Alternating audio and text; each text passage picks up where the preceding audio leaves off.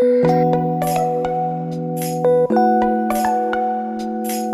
oke teman-teman, kembali lagi bersama saya Lois Sutajulu nih MAEB 118.001.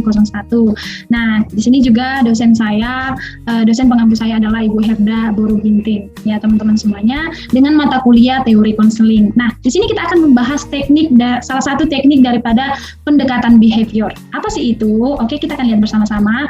Nah, di sini ada salah satu teknik untuk menurunkan perilaku-perilaku yang kurang baik daripada konseling.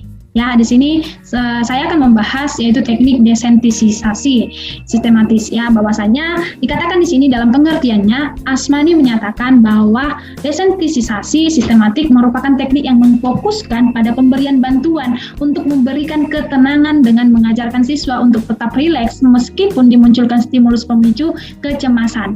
Dari hal ini dapat kita pahami bahwa teknik ini melatih untuk rileks dan nyaman meski dihadapkan pada hal yang memicu kecemasan. Hal itu dilaksanakan secara bertahap dari tingkat paling rendah hingga tingkat paling tinggi. Jadi teman-teman semuanya, desensitisasi ini sangat berguna sama kita. Kenapa? Saat kita mengalami kecemasan, ketakutan, nah di sini konselor sangat berperan untuk memberikan ketenangan. Ya, konselor akan membantu kita untuk merilekskan pikiran kita, hati kita. Untuk apa? Untuk kita mendapatkan ketenangan, ya, ketenangan dari ketakutan yang kita alami.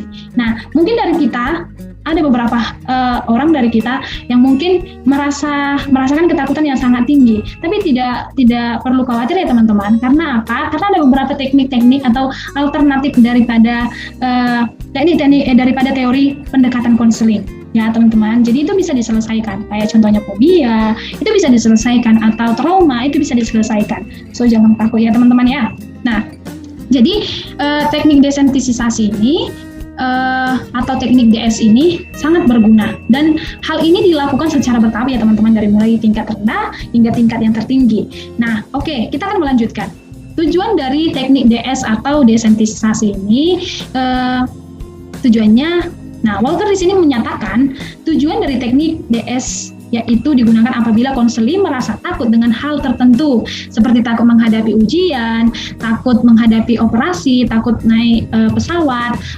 Selain itu juga digunakan untuk seseorang yang mengalami fobia, seperti akrofobia, agorafobia, dan klaustrofobia. Nah, semuanya itu bisa diatasi. Karena tadi tujuannya apa?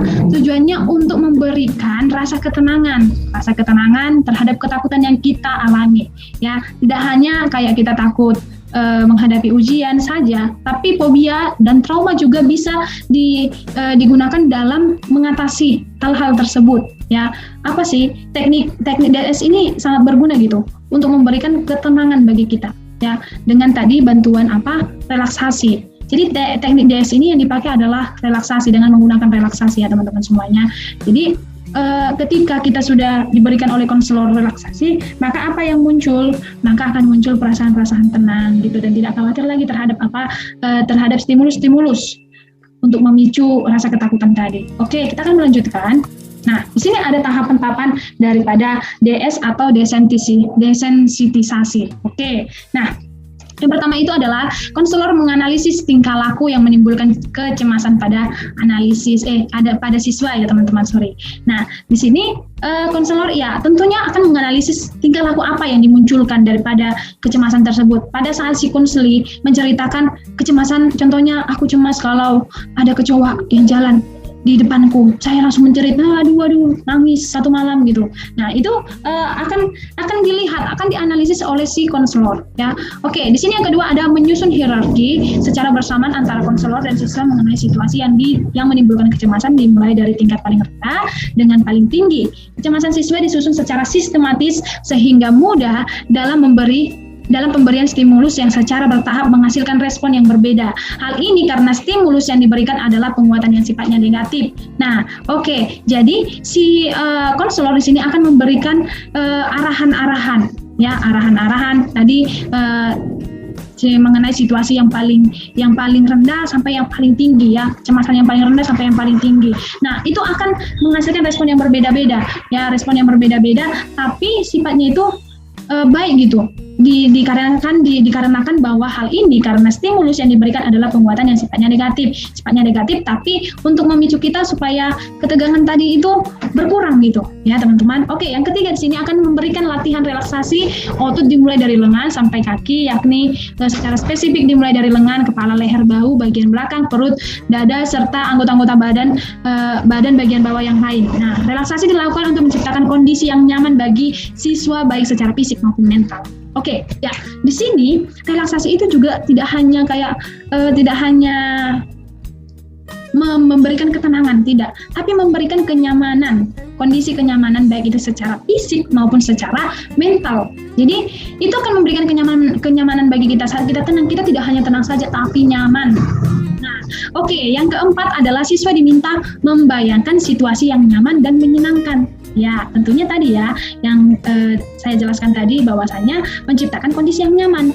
Nah, oke, yang kelima, siswa diminta menutup mata dan membayangkan suatu hal yang mencemaskan dari tingkat yang paling rendah hingga tingkat yang paling tinggi. Stimulus kecemasan ditingkatkan apabila siswa mampu tetap bersikap nyaman atas kecemasan yang dimunculkan oleh siswa tersebut. Ya, nah jadi tadi kan dari mulai paling rendah. Oke, dari mulai paling rendah sampai yang paling tinggi. Jadi pada saat si konseli masih merasa sudah paling tinggi tadi kecemasan tadi, stimulus tadi yang ditampilkan oleh konselor tadi, nah tapi dia masih bersikap nyaman, nah pasti itu kecemasannya itu sudah berkurang. Kenapa hal itu terjadi? Karena tadi konsepnya ketika siswa diminta menutup mata dan bayangkan suatu hal yang mencemaskan dari paling rendah hingga paling tinggi, maka stimulus kecemasan ditingkatkan apabila siswa mampu bersikap nyaman. Oke. Yang terakhir, di sini siswa diminta untuk membayangkan situasi yang menyenangkan apabila pada suatu tahapan atas stimulus kecemasan menimbulkan kegelisahan pada siswa. Nah, jadi di sini juga yang terakhir ya, tahap yang terakhir. Kalau stimulus tersebut stimulus tersebut tidak lagi kayak sangat menakutkan bagi si konseli, berarti hal tersebut sudah berkurang. Nah, ketegangan-ketegangan tersebut sudah berkurang, bahkan kecemasan tersebut sudah berkurang. Oke, teman-teman semuanya, itulah hasil presentasi yang bisa saya tampilkan dari tahapan ataupun dari DS itu ya, teman-teman semuanya. Apabila ada perkataan yang salah, penjelasan yang salah, saya mohon maaf teman-teman semuanya. Saya berharap bahwasannya apa yang kita pelajari tadi bermanfaat bagi kita kelak. Oke, teman-teman semuanya, see you later. Thank you for listening. Bye.